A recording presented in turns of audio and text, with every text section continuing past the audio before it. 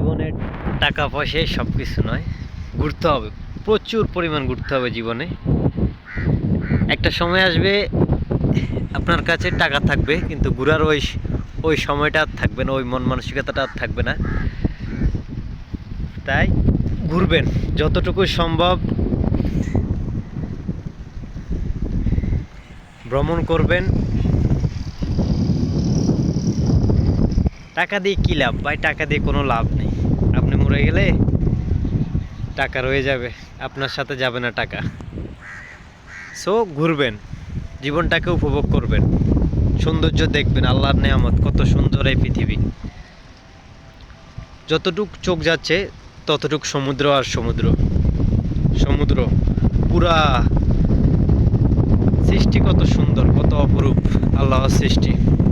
আমি জানি না আমার কথা ঠিকমতো শোনা যাচ্ছে কিনা।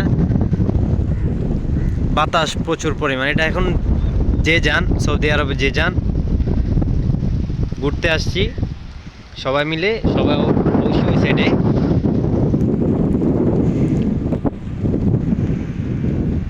ঘুরবেন যতটুকু সম্ভব, নিজেদের মধ্যে বন্ধু বান্ধব মিলে ঘুরবেন। একটা সময় আসবে যে আপনার কাছে টাকা থাকবে কিন্তু বন্ধু বান্ধব থাকবে না, ঘোরার ওই মন মানসিকতা আর থাকবে না।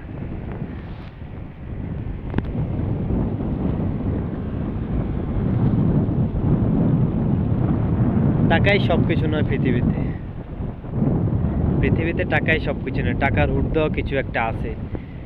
এই দেখুন কতটা সুন্দর সমুদ্র, আল্লাহর সৃষ্টি, আল্লাহর নেয়ামত।